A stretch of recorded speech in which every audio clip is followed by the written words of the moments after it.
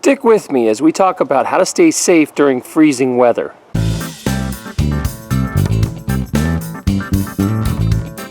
There's a couple different places you have to worry about frostbite in the extreme cold weather.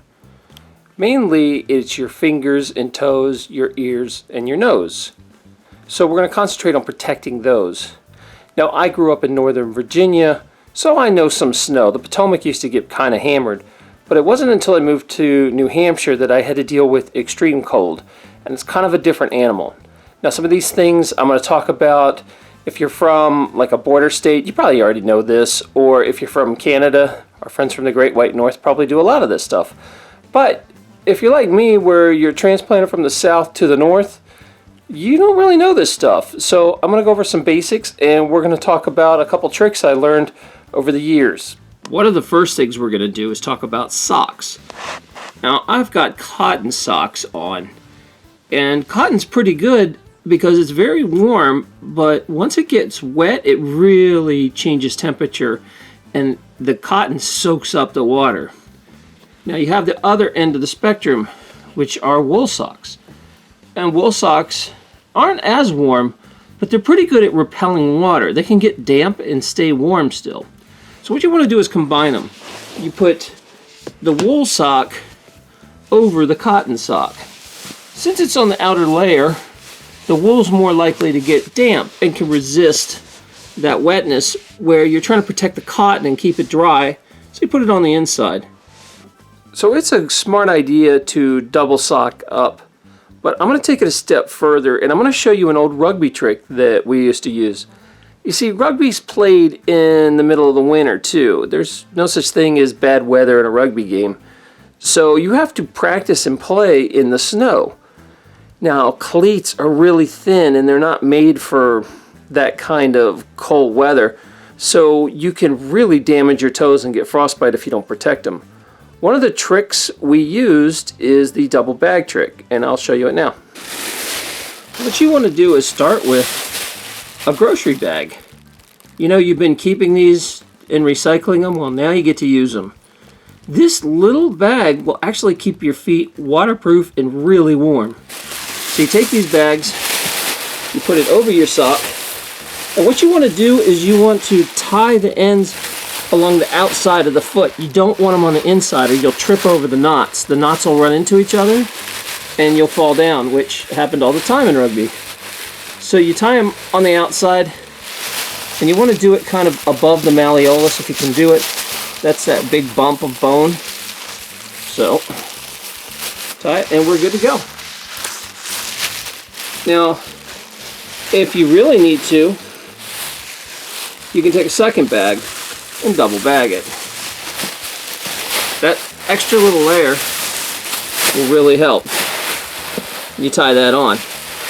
Now, believe it or not, you can put a shoe right over this and it slides on really easy. See? It just slid right on. One last thing I forgot to mention was you also need to protect your ears and your nose.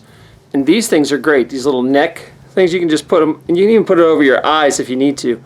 This will protect your whole face. I keep one of these as well with my emergency jacket, so I can protect, you know, your nose can go frostbite really quick as well as your ears, especially if you're going out to like look at your car or work on it. You need to cover up. One last thing I forgot to mention is you can spray your boots if they're not proper winter boots. They sell this protective coating you can spray directly on any kind of shoe, and it creates one more water barrier.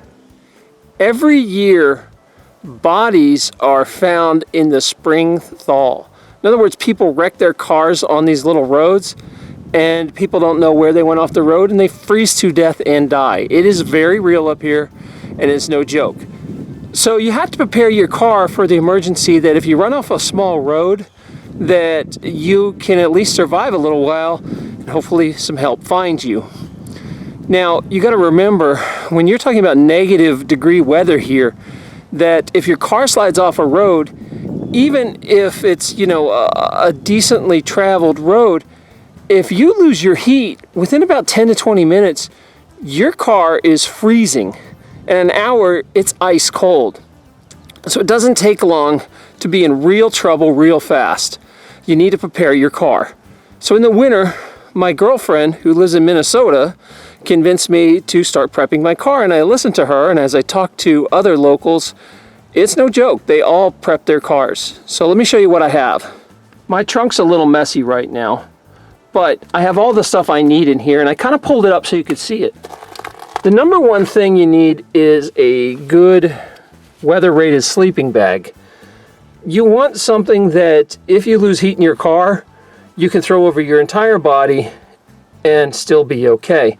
So I actually keep this bag right behind the driver's seat, the passenger seat on the floor. So if I were to wreck, I could still reach over and grab the bag, hopefully, and even if I couldn't get out of my seat, I could reach it. I also keep my heavy-duty jacket in the same place. This jacket's winter rated, and of course I keep a hat and gloves inside it, so that really helps out a lot. There are some other things that can get you out of a pinch. My girlfriend's mother gave me this. What it is it is a strip of plastic that you can throw under your tires when you can't get traction. And this thing grips the ground, it grips your tires, and can get you out of some real bad jams. The other thing I found out you had to have was a shovel. And it's horribly useful when you get your tires surrounded by snow to dig it out. So you keep a shovel in here as well. I also have some heat pads. So these things are like hand warmers and foot warmers, and I've got a large pack of them.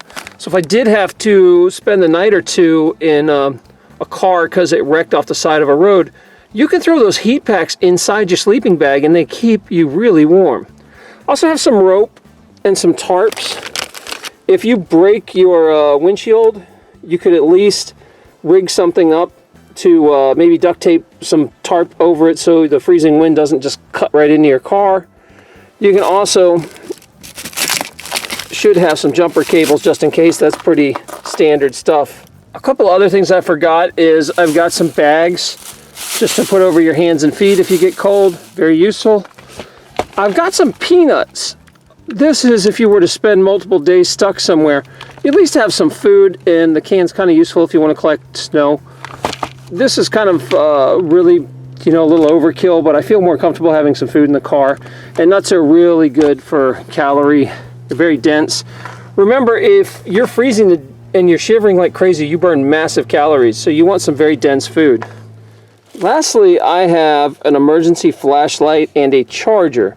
Now this thing is a radio, flashlight, all kinds of little gadgets on here, and it also you can plug devices in and use the hand crank on the side right here to charge it. So you spin it around and charge it up. Now you can't really count on batteries in the cold weather, so your flashlight batteries will probably be dead. This is why I put a hand crank in here. At least I can crank it if I need some light and I need to look under the hood or something. It also has a weather radio. Pretty useful. I can try to link this or a similar one in the description if you've never seen these before. They're pretty good. Remember that living in icy weather is no joke. You really gotta be prepared. It's serious stuff.